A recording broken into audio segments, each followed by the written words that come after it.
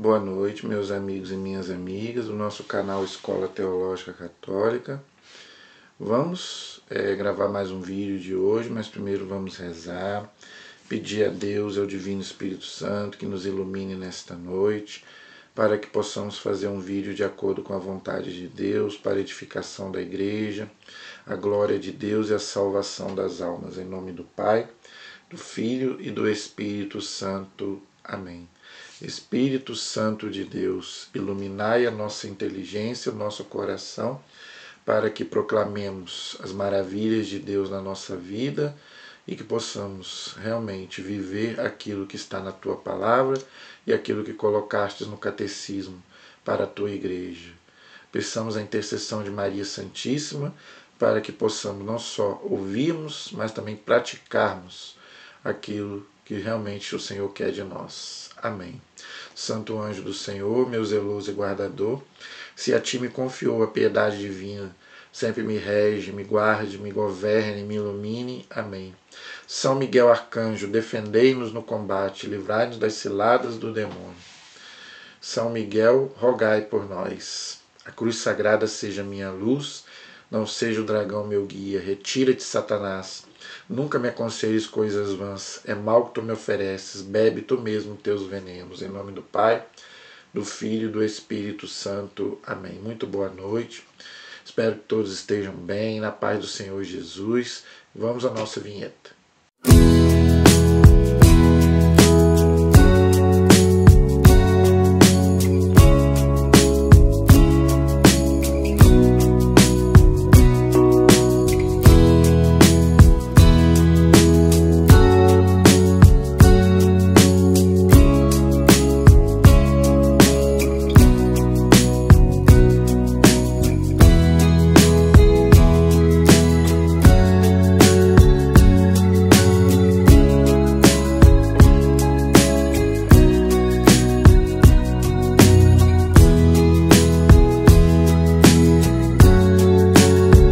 Meu nome é Fred, do canal Escola Teológica Católica, e peço a vocês que se inscrevam no nosso canal, compartilhem os nossos vídeos, deixe o seu like, sua dúvida, sua pergunta, para que nós possamos, com a graça de Deus, tá, podermos evangelizar.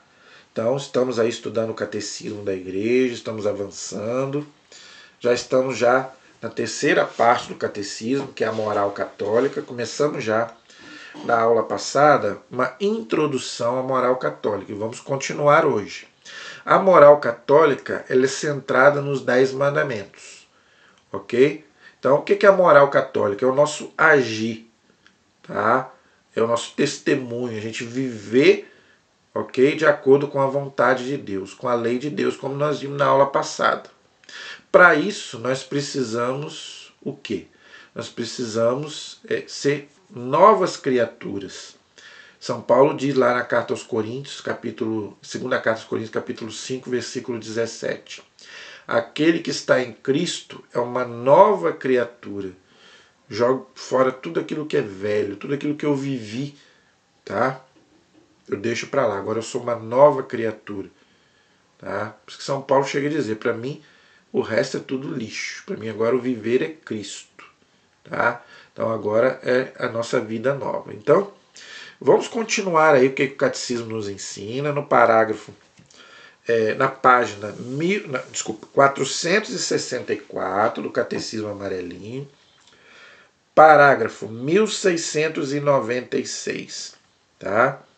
Então nós vamos continuar aí explicando sobre a moral católica, o nosso viver de acordo com aquilo que nós cremos, tá?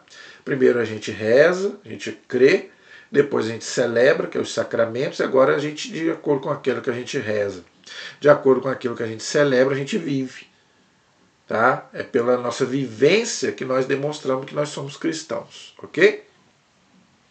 Então vamos lá, parágrafo 1696. O caminho de Cristo conduz à vida. Olha que coisa bonita.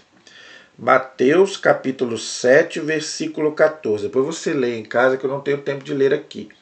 Então, qualquer texto da Bíblia que eu coloco aqui, você deve depois ler em casa para você estudar melhor. Então, Mateus capítulo 7, versículo 14, ok? Então, o caminho de Cristo conduz à vida. Ele fala, eu sou o caminho, a verdade e a vida. Único caminho. Ele não fala, eu sou um caminho.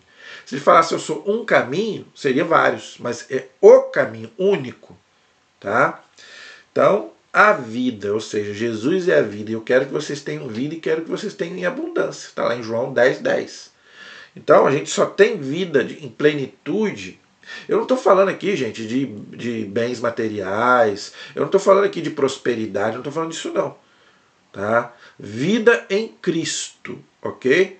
Você vai ser uma pessoa de Deus, um homem de Deus, uma mulher de Deus. Até mesmo nas dificuldades. Aquele, né, que realmente acredita realmente, né, em Jesus Cristo, mesmo nas tribulações, ele, né, persevera e ele segue em frente, ok? Um caminho contrário leva à perdição. Mateus 7, versículo 13. Deuteronômio capítulo 30, versículos de 15 a 20. Então, gente, quando a gente não segue a Cristo, então a gente pega um caminho errado, um caminho contrário, que leva à perdição. Então, Jesus falou do céu, mas Jesus também falou do inferno. E a Bíblia também fala lá, desde o Antigo Testamento, existem dois caminhos, o caminho do bem e o caminho do mal. O caminho que leva, né, à perdição, aquele caminho que leva à salvação, ou seja, o céu e o inferno. É muito triste, né? A gente vê até padres dizendo que o inferno não existe, que vai todo mundo para o céu, depois que morre todo mundo vira bonzinho, né? Padre José Augusto gosta muito de pregar sobre isso. Depois que morre todo mundo vira bonzinho, vamos mandar celebrar missa para todo mundo. Não, não, não, não, não. Tá? Se aquela pessoa viveu sem Deus, não tem missa que vai salvar ela. Tá? Então, gente, a gente tem que viver de acordo com o Evangelho de Cristo. Tá? Então, se a gente não vive de acordo com a vontade de Deus, com os mandamentos da lei de Deus, tá? A gente pode acabar perdendo a nossa salvação. Ninguém tem salvação garantida. Não tem esse negócio que eu aceitei Jesus e estou salvo, igual diz alguns irmãos protestantes. Não tem isso, não. Cuidado. Tá? Mesmo sendo cristão, você pode perder a sua salvação. Aquele que está de pé, cuidado para não cair, diz São Paulo. Tá? Então todos nós somos fracos, todos nós somos pecadores. Então a gente tem que vigiar e orar. Leia na carta aos Filipenses, capítulo 2, versículo 12, São Paulo diz uma coisa importante. Procurai a salvação com temor e tremor. Tremor de quê? De perder a salvação.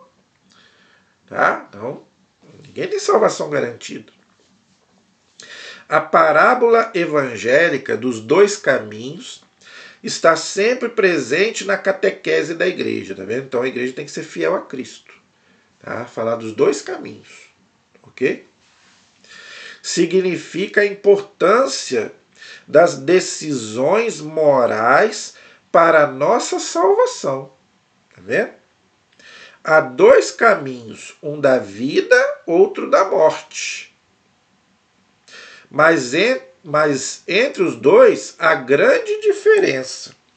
Então, gente, a morte aí não é a morte física, porque a morte física todos nós vamos passar. Ele não está falando aí da morte física, ele está falando da morte espiritual. É o que a Bíblia chama de segunda morte, está lá no Apocalipse. O que é a segunda morte? É a morte da alma. Não é a morte do corpo. A morte do corpo todos nós vamos passar. Mas é a morte da alma, ou seja, que leva para o inferno, ok? Que é a morte eterna, tá? Nesse sentido. Então, o parágrafo 1697, ele vai continuar na mesma linha. Importa na catequese revelar com toda clareza e alegria as exigências do caminho de Cristo. Então, a igreja reconhece que o caminho de Cristo é exigente. Por isso que muita gente se diz ateu. Eu já falei isso aqui várias vezes e torno a dizer, eu tenho convicção de que ninguém é ateu. Não acredito. Será que quando a pessoa está lá doente, com câncer, ela não pensa em Deus? Duvido. Duvido. Não existe pessoa que se diz ateu. Não acredito. Mas é conveniente dizer que é ateu. Por quê?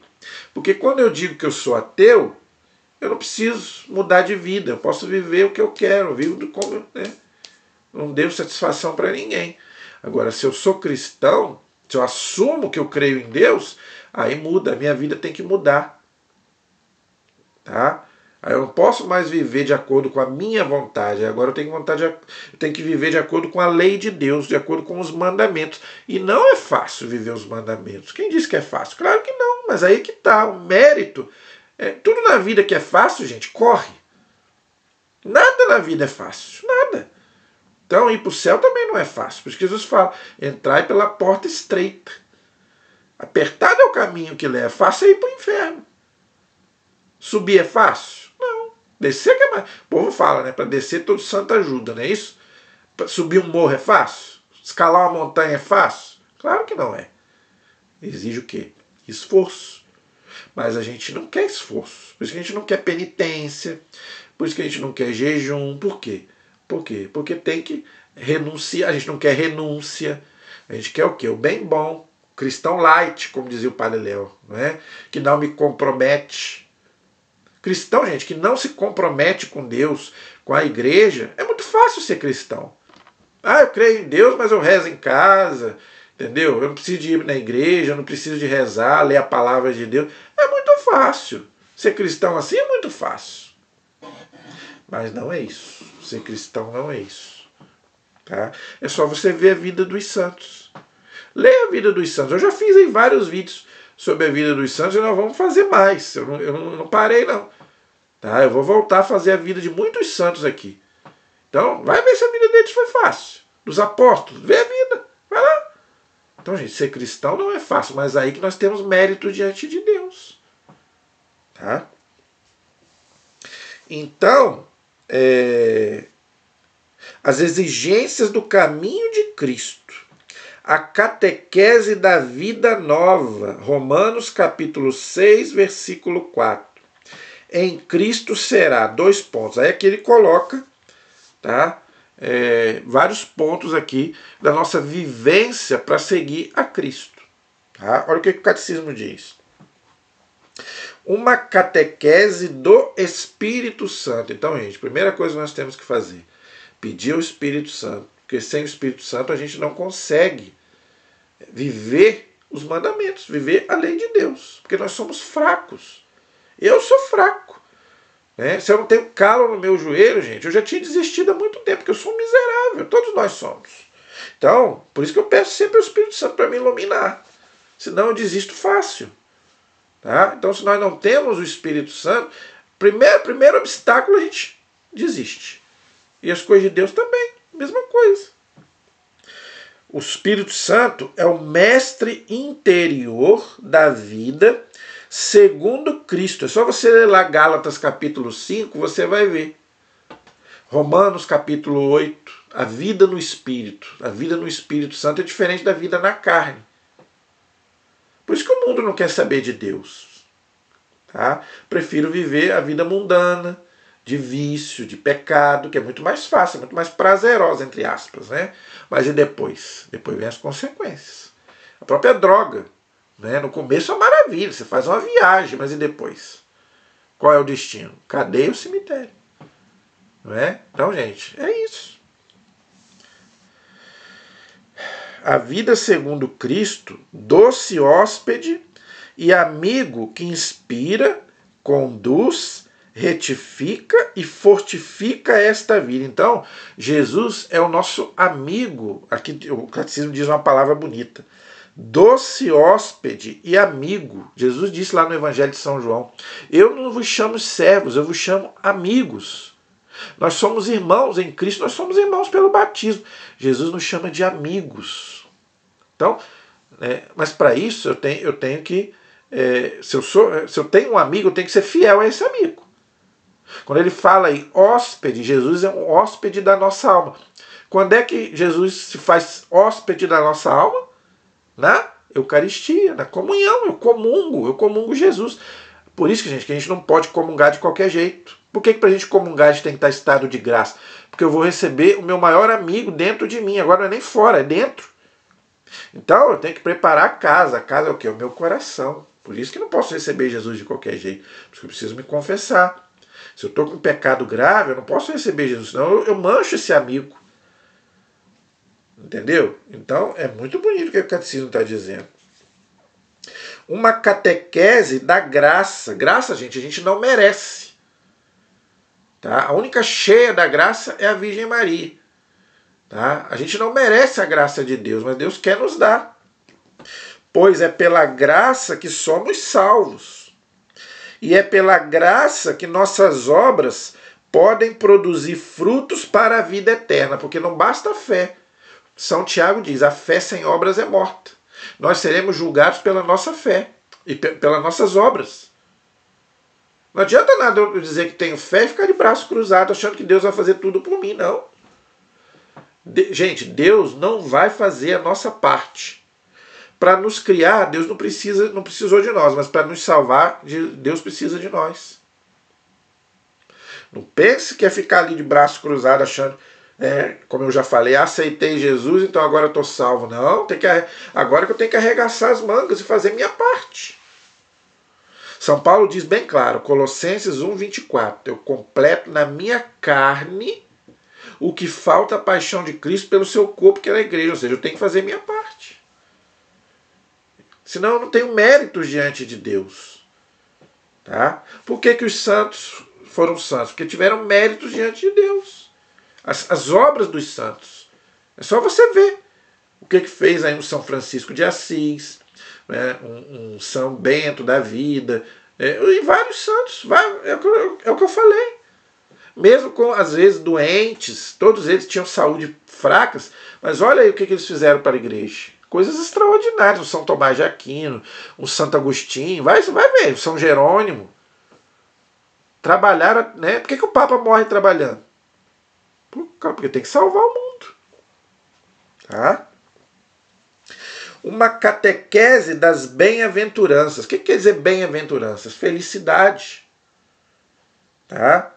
Pois o caminho de Cristo se resume às bem-aventuranças. Leia quando você puder Mateus 5, 6 e 7. Ali é o que a igreja chama de tudo aquilo que a gente precisa viver. Né? As bem-aventuranças. Está ali nos 3 capítulos de São Mateus, 5, 6 e 7. Bem-aventurado quer dizer feliz. É a constituição do reino de Deus. Esses 3 capítulos de São Mateus. É muito bonito, gente. Então, se você puder, qualquer hora dessa, leia Mateus 5, 6 e 7. Você vai entender tudo isso que nós estamos falando. Único caminho para a felicidade eterna, a qual o coração do homem aspira. Lembra que Jesus disse que tudo sai daqui do coração? Tanto bem quanto mal. Não é aquilo que entra que mancha o homem, mas aquilo que sai, porque vem do coração humano. E Deus conhece os nossos corações, o demônio não. O demônio não conhece os nossos corações, mas Deus conhece. Tá? Uma catequese do pecado e do perdão. Tá vendo, gente? Então, nós precisamos falar para os nossos catecúmenos, né? Aqueles que principalmente nós que somos catequistas, e eu me incluo, falar do pecado e falar também do perdão de Deus. Existe o pecado, mas Deus está pronto para nos perdoar se a gente estiver arrependido. Claro, gente, que não podemos abusar da misericórdia de Deus. Então eu vou pecar à vontade que Deus vai me perdoar. Não, aí você está brincando com Deus. Tá? Aí você está brincando com Deus. E não brinque com Deus. De Deus não se zomba. Agora, se realmente você caiu por fraqueza, porque nós somos fracos, miseráveis mesmo, Deus está lá pronto para nos perdoar. Por isso que Jesus é tão maravilhoso que ele colocou a confissão para isso. Para que através do sacerdote a gente pudesse ter o perdão de Deus quando a gente cair. Tá? Pois sem reconhecer-se pecador, presta atenção. Primeira coisa, você tem que se reconhecer pecador. Eu já vi gente falando, eu não tenho pecado. Eu conheço gente que já falou isso. Eu começo a rir. Eu dou risada. Não é? Por que os santos são considerados santos? Porque os santos se julgavam os maiores pecadores do mundo. E Jesus diz bem claro, aquele que se humilhar será exaltado, aquele que se exaltar será humilhado. Então se você fala, eu não tenho pecado, Deus não vai agir na sua vida. Agora, quando você se humilha, não, eu sou um miserável, eu sou um pecador, aí Deus começa a agir na sua vida. Então, a primeira coisa é se reconhecer pecador. Tá? O homem, no caso do ser humano, né, não pode conhecer a verdade, que é o próprio Jesus, sobre si mesmo, condição do reto agir, e sem a oferta do perdão, não poderia suportar essa verdade. Então, depois que você se reconhece pecador, aí sim, aí você vai buscar o perdão de Deus, da confissão. O ato penitencial da missa já perdoa os seus pecados, já expliquei isso. Mas para você receber a comunhão, você precisa se confessar. O perdão você já consegue ali na missa, ok? Mas para você comungar, aí você precisa também da confissão. Então você suja o corpo de Cristo, como eu já expliquei, ok? Continuando aí. Uma catequese das virtudes humanas que faz abraçar a beleza e a atração das retas disposições em vista do bem. Então, gente, eu tenho que procurar fazer o bem. Tá? Isso aí, gente, não precisa nem ser cristão para isso. Eu não preciso ser cristão para saber que não pode roubar, que não pode matar, que não pode adulterar. Gente, isso daí não precisa nem ser cristão para isso. Tá? Isso aí, gente, já está no nosso... É uma lei natural. Depois, é uma lei natural e é uma lei moral. A moral, ela segue a natureza. Por isso que Santo Agostinho dizia que o pecado é você romper contra... Tudo aquilo que é contra a natureza é pecado. Né? Por exemplo, o pecado da homossexualidade. Por que é pecado? Porque é contra a natureza. Porque a gente sabe que Deus fez, né, principalmente o sexo, até os órgãos genitais, homem e mulher. Um complementar o outro. Então é contra homem com homem, mulher com mulher, contra a natureza que Deus fez. Estou dando aqui um exemplo. Tem vários outros pecados. Tudo aquilo que é contrário à natureza é pecado. O desmatamento, por isso que não pode poluir, né, o meio ambiente que Deus fez. Tudo aquilo que é contrário à natureza é pecado.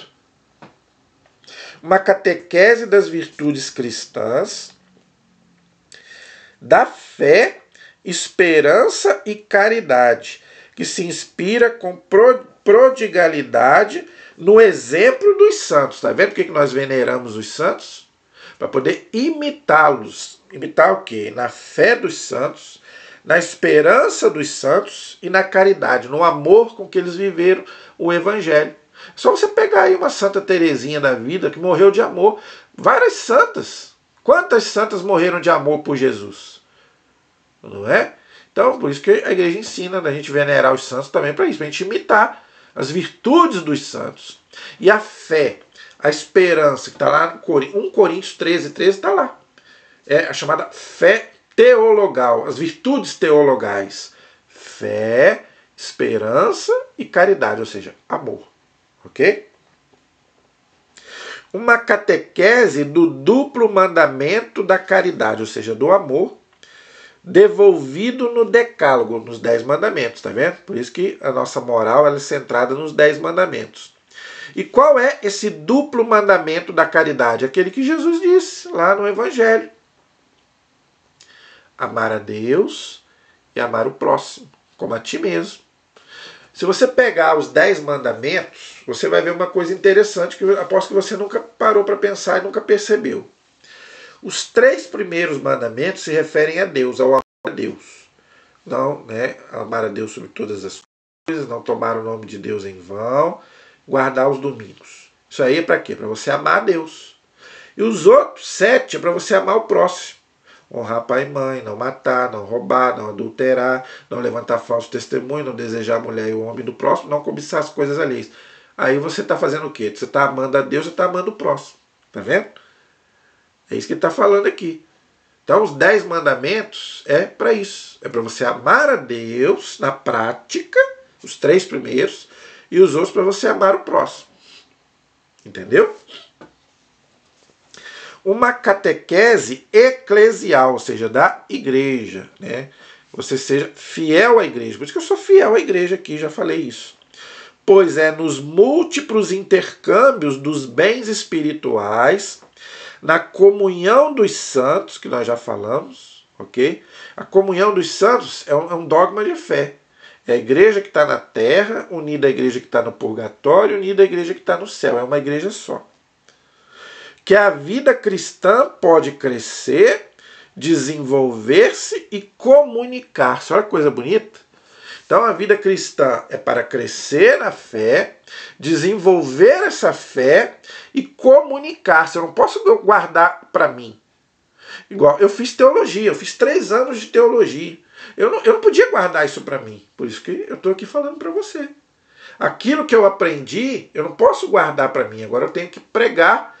Né? O pouco que eu sei, que eu aprendi, agora eu tenho que passar para outras pessoas que ainda não conhecem Jesus. Que ainda não conhecem o Evangelho. Então, nós não podemos guardar só para nós. Não. Isso aí seria egoísmo espiritual. Então, agora eu já sei, então, né, o resto que se dane. Não é isso. Então, você faz teologia para quê? Não é para você, eu sou melhor do que os outros. Não é para isso. É para você agora sim, para você passar para outras pessoas aquilo que você aprendeu. É o que eu estou tentando fazer aqui. E o último parágrafo de hoje, é o parágrafo 1698. Diz assim: a referência primeira e última dessa catequese será sempre Jesus Cristo. Claro, Jesus para nós é tudo. Por isso que na igreja, gente, tudo termina por Cristo Senhor nosso. Já reparou isso? Todas as orações da igreja católica terminam por Cristo Senhor nosso. Até se a gente pedir a um santo. Você pode até pedir para algum santo, para Nossa Senhora, mas sempre vai terminar por Cristo Senhor nosso. Porque se não tiver nada, gente, se não tiver o aval de Cristo, tem valor, nada. Ok? Jesus que é o caminho, a verdade e a vida. João 14, versículo 6, já está lá. Contemplando-o na fé, ok? Como é que eu contemplo Jesus na fé? De várias formas. Pela palavra de Deus, pela Eucaristia. Não é? Então, isso tudo aí eu vou contemplando Jesus Cristo. Tudo aquilo que ele nos deixou e nos pediu. Os fiéis podem esperar que Cristo realize neles as suas promessas, porque Deus é fiel. Lá a carta aos Coríntios diz bem claro, Deus é fiel. Ok? Então, se a gente realmente busca Deus de coração sincero, Ele não nos abandona. Tá? E amando com o amor com que Ele nos amou. É aquela música bonita do Padre Zezinho, né? Amar como Jesus amou, viver como Jesus viveu, né? É linda aquela música, né? Sentir o que Jesus sentia, sorrir como Jesus sorria, e no final do dia a gente vai ser muito mais feliz. Né? É linda aquela música, né? Linda, coisa linda. Né? Ele nos amou, façam as obras que correspondem à sua dignidade. Tá vendo, gente? Então a igreja fala da fé, mas a igreja também valoriza muitas obras. Isso aí foi uma briga danada com Lutero na época. Que Lutero falava que a salvação era só pela fé. Claro que não. Seria muito fácil a salvação só pela fé. Não, senhor. A salvação é pela fé e pelas obras. Ok? Peço que considereis que Jesus Cristo, nosso Senhor, é a vossa verdadeira cabeça. Tá vendo? Então Jesus é a cabeça, a igreja é o corpo e nós somos membros desse corpo pelo batismo. E que vós sois um de seus membros. Acabei de falar. Ele quem? Cristo. É para vós o que a cabeça é para os membros. Bonito. Tudo que é dele é vosso. Olha que coisa linda. Tá vendo? Tudo que é de Jesus é nosso. Porque nós somos irmãos em Cristo. Tá? Inclusive a sua mãe. Por que nós falamos que Maria é nossa mãe? Ela não é mãe de Jesus? Tudo que é de Jesus é nosso. Por isso que ele entregou a sua mãe para ser a nossa mãe. Lá aos pés da cruz. Muitos não querem, né? Fazer o quê? Mas tudo que é de Jesus é nosso. Até a mãe dele. Seu espírito, coração, corpo, alma. Tudo é Eucaristia, né? Corpo, sangue, alma, divindade. Tudo a gente recebe na Eucaristia. E todas as suas faculdades. E deveis fazer uso disso como coisa vossa para servir. Então, o católico, o cristão, está nesse mundo para servir o outro. Jesus não veio para servir? A gente também precisa servir. Todos nós, por isso que eu falo, gente, não tem aposentado na igreja. A igreja precisa de nós. O que eu posso fazer para que o reino de Deus aconteça? Onde que eu posso trabalhar na igreja? Eu falo isso muito com meus alunos lá na catequese. Você já fez a primeira comunhão? Você já fez o crisma? Agora, meu filho, você vai trabalhar aqui na igreja. O que você vai fazer para ajudar?